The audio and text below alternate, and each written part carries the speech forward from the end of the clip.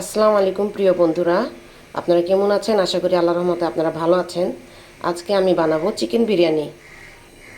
তো বন্ধুরা, আজকে আমি একেবারে স্টার্টিং থেকে আমি দেখাতে পারি নাই কী কী ইনগ্রিডিয়েন্টস নিচ্ছি, বাট আমি এই যে রান্না করতেছি এই ভিডিওটা আপনারা ভালো করে দেখবেন। আশা করি আপনাদের কাছে ভালো লাগবে আজকের ভিডিওটা। তো বন্ধুরা, এই পেস্টগুলো আমি শিলবাটায় বেটে নিয়েছি। এখানে আছে আদা পেস্ট, রসুন পেস্ট, জিরা এবং হচ্ছে 3টি লং, 2টি এলাচ আর অল্প একটু জাবিত্রী। সঙ্গে তেলে আমি ছেড়ে দিচ্ছি 7 থেকে 8 পিস কাঁচামরিচ, একটি তেজপাতা আর একটি দারুচিনি। পাশাপাশি আমি আরেকটা কথা বলে দিই আপনাদের বন্ধুরা, এখানে পোলাও চাল আছে প্রায় 600 গ্রাম পরিমাণ। তো আমি এই গ্লাসটা মেপে নিয়েছি, কারণ হচ্ছে পানি মেপে নিতে হবে। তো এই গ্লাসে 4 গ্লাস চাউল হয়েছে, আর পানি নিয়েছি এই গ্লাসের 8 গ্লাস। মানে হচ্ছে যতটুকু পরিমাণ চাউল হবে তার বেশি অর্ধেক পরিমাণ হবে, তার দ্বিগুণ হবে পানির পরিমাণ আর কি। তো আমি এখানে পেস্টগুলো দিয়ে দিচ্ছি।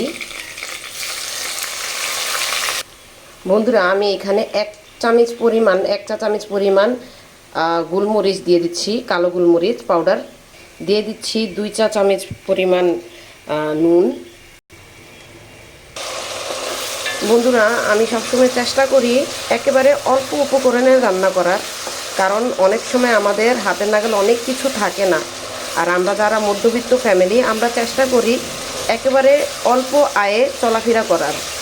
তো এই জন্য একেবারে অল্প উপকরণে আজকের রান্নাটা আমি দেখাচ্ছি, যে উপকরণগুলো আমাদের হাতের নাগালে সবসময় থাকে।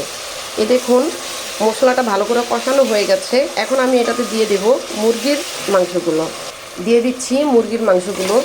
তো মুরগির মাংস এখানে প্রায় 800 গ্রাম পরিমাণ আছে। আরেকটা কথা বন্ধুরা, সরি, আসলে এখানে 600 গ্রাম চাউল না, এখানে 1 কেজি চাউল প্রায় 1000 গ্রাম। তো দুঃখিত, আমি মাপটা ভুল বলেছিলাম। বন্ধুরা, এদিকে মাংসটা ভালো করে কষানো হয়ে গেছে। এখন আমি এটাকে দিয়ে দিব পোলাও চালগুলো, যেগুলো আমি আগে থেকে ধুয়ে রেখেছি। আমি আসলে মাংসগুলো বের করব না, এটার উপরেই ঢেলে দিব সরাসরি। বন্ধুরা, আমি এটাকে ভালো করে নেড়ে চেড়ে নিয়েছি। এখন এটাকে খুব একেবারে হাই ফ্লেমে জাল দিতে হবে, মানে হচ্ছে কষাতে হবে। যখন এটা কষানো হয়ে যাবে তখন আমরা এটাতে পানি দিব। তো হাই ফ্লেম মানে একেবারে হাই ফ্লেম। আবার হাই ফ্লেম দিয়ে আপনারা খেয়াল করবেন পুড়ে যেন না যায়। বন্ধুরা, চালগুলোকে আমি প্রায় 5 মিনিট কষিয়েছি, 3 থেকে 5 মিনিট আর কি কষানো হয়েছে। তো এখন আমি এটাতে পানি দিয়ে দিব। ভালো করে এটা কষানো হয়ে গেছে। বন্ধুরা, আমি এর আগে যতবার বিরিয়ানি অথবা তেহারি পাক করেছি, আমি কখনো কেওড়া জল দিই নাই। বাট আজকে কেন জানি আমার ইচ্ছা করছে যে আমি কেওড়া জল দিই এবং দেখি কীরকম হয় ফ্লেভারটা। আমি দিয়ে দিচ্ছি 1 চা চামচ কেওড়া জল। এটাকে আমি পানিতে মিশিয়ে দিব, কারণ এর আগে আমি কখনো দিই নাই, এই জন্য আমি জানি না কিভাবে দিতে হয়। তো আমি সরাসরি পানির সঙ্গে মিশিয়ে দিব। বন্ধুরা, আমি দিয়ে দিচ্ছি কেওড়া জলের পানিটা। তবে আমি পুরোপুরি দিব না, কারণ আমার কাছে মনে হচ্ছে 1 চা চামচ কেওড়া জল অনেক বেশি হয়ে যাবে। আমি পুরোটা দিইনি, অর্ধেকটা দিয়েছি। এই দেখুন বন্ধুরা, পানি একেবারে কমে গেছে। এখন আমি এটা দমে রেখে দিব, একেবারে লো ফ্লেমে দমে রেখে দিব। এই যে এইখানে যে ফুটোটা দেখছেন, আমি এটা একটা টিস্যু দিয়ে আটকে দিব, যাতে করে এটার ভিতরের যে বাতাসটা বের হয়ে না যায়, মানে গরম যে বাতাসটা।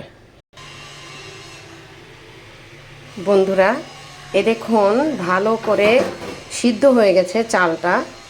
আমি এখন আর একটু নেড়েচেড়ে দিব, কারণ এর আগে আমি 2বার নেড়েচেড়ে দিয়েছি। তো বন্ধুরা দেখুন, একটা চাউল সিদ্ধ হয়েছে। একটা চাউলও মনে করেন ভিতরে দানা দানা নাই। বন্ধুরা, আপনারা কমেন্ট করে জানাবেন আজকে আমার এই ভিডিওটা আপনাদের কাছে কেমন লাগলো, এবং ভালো লাগলে লাইক, কমেন্ট, শেয়ার ও সাবস্ক্রাইব করবেন, এবং কমেন্ট করবেন আরও রেসিপি পাওয়ার জন্য।